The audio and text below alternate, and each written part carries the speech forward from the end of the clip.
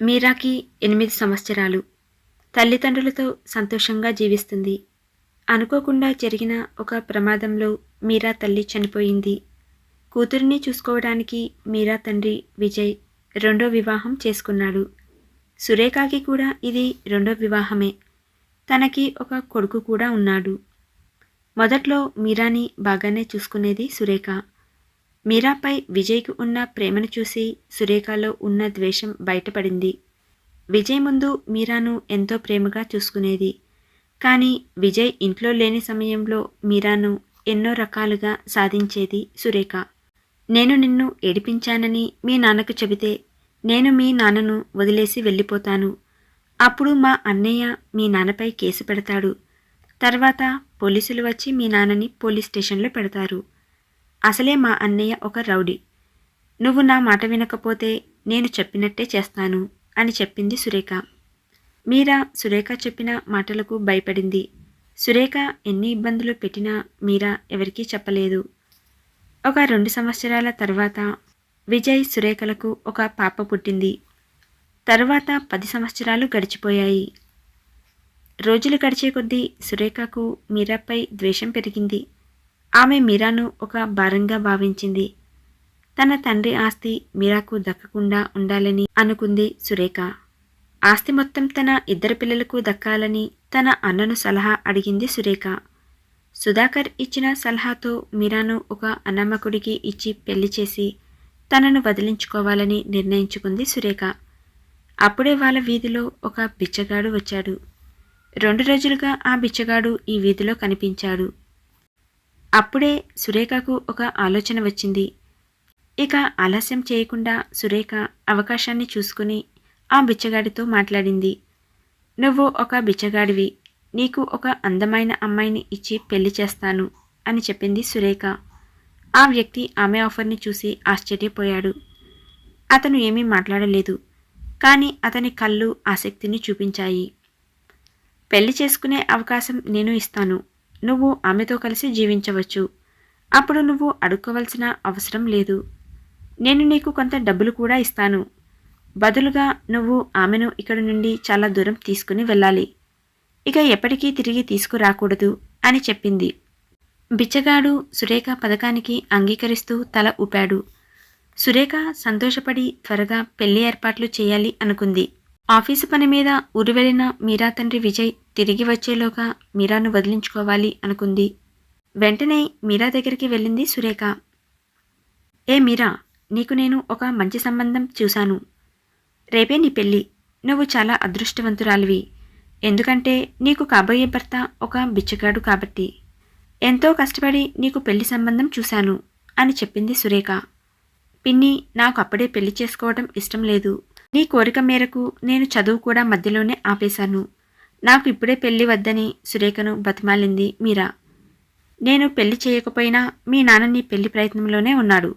రేపే నీ పెళ్లి చేయటానికి కారణం ఎవరో కాదు, మీ నాన్న. ఎందుకంటే మీ నాన్న నీకు ఒక గొప్పింటి సంబంధం చూశాడు. భారీగా కట్న కానుకలు ఇచ్చి పెళ్లి చేయాలని ఆలోచిస్తున్నాడు. సగం ఆస్తి నీకే ఇస్తే నా 2 పిల్లలకి ఏమిస్తాడు మీ నాన్న? ఈ ఆస్తి అంతా మీ అమ్మదే. అయినా మీ అమ్మ స్థానంలో ఉండి నిన్ను పెంచి పెద్ద చేశాను కాబట్టి నాకు ఈ ఆస్తిపై హక్కు ఉంది. నీకు ఇష్టం ఉన్నా లేకపోయినా మీ నాన్న ఊరు నుండి వచ్చేలోగా నీ పెళ్లి జరగాలి. నువ్వు ఈ ఇల్లు వదిలి వెళ్ళిపోవాలి. అప్పుడే మాకు నీ దరిద్రం అంతా వదిలిపోతుంది. మేము ప్రశాంతంగా బతుకుతాం. నేను చూసిన బిచ్చగాడితో నువ్వు పెళ్లి చేసుకోవాలి. లేకపోతే నీకు నా గురించి బాగా తెలుసుగా అంది సురేఖ. సవితి తల్లి తన పట్ల చెడు సంకల్పాన్ని కలిగి ఉందని మీరాకు ఎప్పుడో తెలుసు. కానీ మీరాకి కేవలం తండ్రిపై ఉన్న ప్రేమతో తన తండ్రికి హాని తలపెడతారని భయపడి ఈ పెళ్లికి ఒప్పుకుంది. మనసు నిండా బాధతో తన తల్లిదండ్రులతో ఉన్న ఫోటోలు చూసి హత్తుకుని ఏడ్చింది మీరా. మీరా పెద్ద చదువులు చదివి మంచి ఉద్యోగం చేయాలి అనుకునేది. కానీ తన చదువులకి అడ్డుపడింది సురేఖ. సురేఖ చేసిన ఒత్తిడి వల్ల ఇంటర్లోనే చదువు ఆపేసింది మీరా. అప్పుడు మీరా తన తండ్రి దగ్గరికి వెళ్ళి, నాన్న, నేను ఇకపై చదవలేను, నన్ను ఇబ్బంది పెట్టకండి. నేను ఇంట్లోనే ఉంటూ అమ్మకి సాయం చేస్తాను అని చెప్పింది. అందుకు ఆ తండ్రి, చదువుకుంటే నీ జీవితం బాగుంటుంది మీరా, నీ కన్నతల్లి కోరిక కూడా నెరవేరుతుంది అని చెప్పాడు.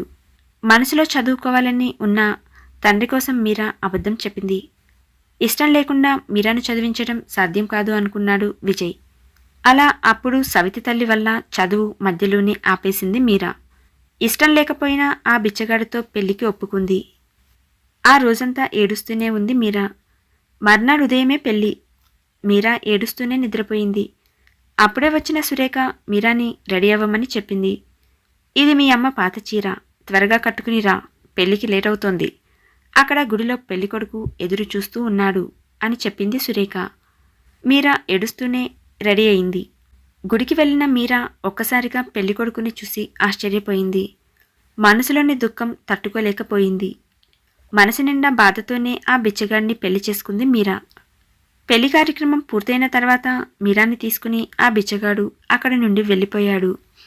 మీరా తన భర్తతో నడుచుకుంటూ చాలా దూరం వెళ్ళింది. వాళ్ళు అక్కడి నుండి ఒక పెద్ద బంగ్లాకి వెళ్లారు. ఆ బంగ్లాలోకి వెళ్లిన ఆ బిచ్చగాడు ఒక్కసారిగా తన వేషాన్ని మార్చాడు. మీరా ఆశ్చర్యపోయింది. ఈ ఇల్లు ఎవరిది అని అడిగింది. అసలు మీరు ఎవరు తెలుసుకోవాలని ఉంది. నన్ను ఎందుకు పెళ్లి చేసుకున్నారు చెప్పమని అడిగింది మీరా. అప్పుడు ఆ బిచ్చగాడు, నేను బిచ్చగాడిని కాదు, నా పేరు రాజు, నేను ఒక పోలీస్ ఆఫీసర్ని, ఒక నేరస్తుడిని పట్టుకోవడానికి ఇక్కడ తిరుగుతున్నాను. ఆ నేరస్తుడు ఎవరో కాదు, సుధాకర్, మీ మామయ్య. మీ పిన్ని అతనికి సహాయం చేసింది, అలాగే ఆశ్రయం కూడా ఇచ్చింది. అలా మీ పిన్ని కూడా ఈ కేసులో ఇరుక్కుంది. మీ మావయ్యని పట్టుకోవడానికి నేను కొంతమంది పోలీసులు అక్కడ తిరుగుతున్నాము. వాళ్ళు కూడా ఆ బిచ్చగాళ్ల వేషంలోనే ఉన్నారు. ఇక నేను నిన్ను పెళ్లి చేసుకోవడానికి గల ముఖ్య కారణం ఆ నేరస్తులను పట్టుకోవడం కోసమే కాదు. మీ సవితి తల్లి నీ పట్ల అంత క్రూరంగా ఉండటం చూసి నా మనసు చలించిపోయింది. నిన్ను ఆ నరకం నుండి బయటకు తీసుకురావడం కోసం, అలాగే నీకు ఒక మంచి జీవితాన్ని ఇవ్వడం కోసం నేను నిన్ను పెళ్లి చేసుకోవటానికి ఒప్పుకున్నాను. నీకు ఇష్టమైతే నాతో జీవించవచ్చు, లేదా నీ దారి నువ్వు చూసుకోవచ్చు అని చెప్పాడు రాజు. మీరాకి అసలు ఏమీ అర్థం కాలేదు. కొంతసేపటి తర్వాత తనకు జరిగిన అన్యాయాన్ని తన సవితి తల్లి గురించి వివరించింది మీరా. మా పిన్ని వల్ల నేను చదువు మధ్యలోనే ఆపేశాను. నాకు అప్పుడే పెళ్ళొద్దని అంటే నాకు పెళ్లి చేసిందని చెప్పి బాధపడింది మీరా.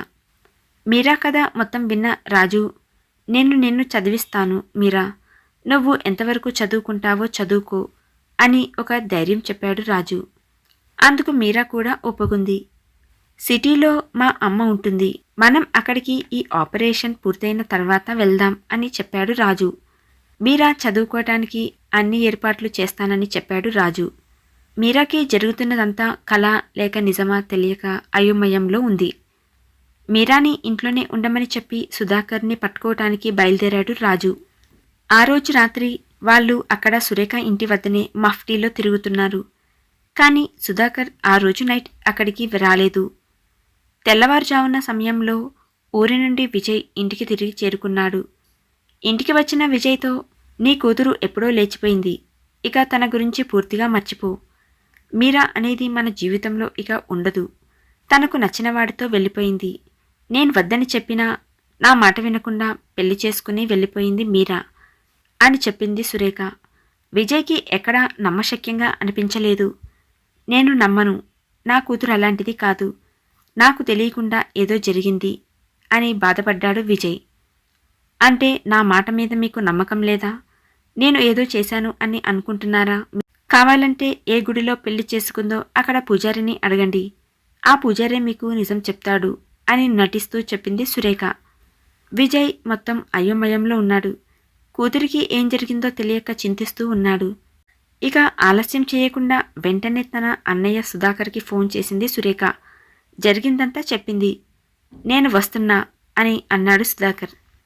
తర్వాత ఒక గంటలో వచ్చాడు సుధాకర్. సుధాకర్ ఇంటికి వెళ్ళిన వెంటనే మఫ్టీలో ఉన్న పోలీసులు అక్కడికి చేరుకున్నారు. ఇంట్లోకి వచ్చిన పోలీసులు సుధాకర్ని, సురేఖని ఇద్దరినీ అరెస్టు చేశారు. విజయ్కి అసలు ఏమీ అర్థం కాలేదు. ఎవరు మీరు అని అడిగాడు విజయ్. మేము పోలీసులము, ఇతడు ఒక పెద్ద నేరస్తుడు, ఒక నేరస్తుడికి సహాయం చేసిన మీ భార్యని కూడా మేము అరెస్టు చేస్తున్నాము అని చెప్పారు పోలీసులు. అప్పుడు మీరాకి ఫోన్ చేసి అక్కడికి రమ్మని చెప్పాడు రాజు. ఇంటికి వచ్చిన మీరాని చూసి షాక్ అయింది సురేఖ. కూతుర్ని చూశాక దుఃఖంలో ఉన్న విజయ్కి ప్రాణం లేచి వచ్చింది. మీరా మెడలో ఉన్న తాళిబొట్టుని చూసి, నువ్వు పెళ్లి చేసుకున్నావా మీరా? నీ తండ్రి లేడనుకున్నావా? ఎందుకిలా చేశావు అని బాధపడ్డాడు విజయ్. అప్పుడే రాజు వచ్చి, మావయ్య, నేను రాజు, మీ అల్లుడిని. ఈ నేరస్తులను పట్టుకోవటానికి బిచ్చగాడి వేషంలో తిరుగుతూ ఉన్నాను.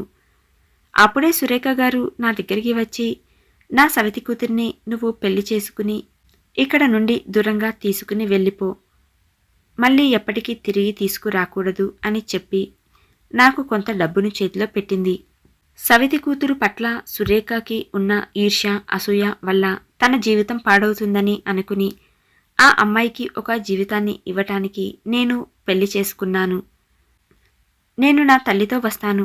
మీరు మీ బంధువులతో అందరి సమక్షంలో నిశ్చింతంగా పెళ్లి చేయండి మావయ్య అని చెప్పాడు రాజు. మీ కూతుర్ని ఇక్కడే వదిలేసి ఈ నేరస్తుణ్ణి మాత్రం నేను తీసుకుని వెళ్తాను అని చెప్పాడు రాజు. మీరాని ఒక బిచ్చగాడికి ఇచ్చి పెళ్లి చేద్దామనుకుంటే ఒక మంచి జీవితాన్ని ఇచ్చాను. అది ఒక పోలీస్ ఆఫీసర్తో నేనే పెళ్లి చేశాను. మీరాకి అన్యాయం చేయాలి అనుకున్నా, కానీ మీరాకి నేనే మంచి జీవితాన్ని ఇచ్చాను. నా జీవితాన్ని మాత్రం జైలుపాలు చేసుకున్నాను అని బాధపడింది సురేఖ. నా కూతురికి నువ్వు ఇంత అన్యాయం చేస్తావు అనుకోలేదు. మీరా కోసమే నిన్ను పెళ్లి చేసుకున్నా. నీ కొడుకుని కూడా నా కన్న కొడుకులా చూసుకున్నా. కానీ నువ్వు మాత్రం నా కూతుర్ని ఎన్ని కష్టాలు పెట్టావో నాకిప్పుడే అర్థమవుతుంది. నీలాంటిది ఉండాల్సింది ఇంట్లో కాదు, జైల్లో. ఇక్కడ నుండి వెళ్ళిపో అని అన్నాడు విజయ్. మీరా చేతులు పట్టుకుని బాధపడ్డాడు విజయ్. నువ్వెన్ని కష్టాలు పడ్డావో నేను అర్థం చేసుకోగలను మీరా. నన్ను క్షమించి తల్లి అని అన్నాడు విజయ్. సుధాకర్ని, సురేఖని పోలీస్ స్టేషన్కి తీసుకుని వెళ్లారు. రాజు తన తల్లికి జరిగిన విషయాన్ని మొత్తం చెప్పాడు. తన తల్లి విజయ్తో మాట్లాడటానికి వచ్చింది. ఒక మంచి ముహూర్తం చూసి మీరా, రాజులకి ఘనంగా పెళ్లి చేశారు. మీరా పెళ్లి చేసుకుని సిటీకి వెళ్ళిపోయింది. తన చదువుని కొనసాగిస్తూ ఉంది మీరా. ఒక 5 సంవత్సరాల తర్వాత ఒక మంచి ఉద్యోగంలో స్థిరపడింది మీరా. తరువాత ఒక సంవత్సరానికి ఒక పాపకు జన్మనిచ్చింది మీరా. పాపతో మీరా, రాజ్ చాలా సంతోషంగా జీవిస్తున్నారు.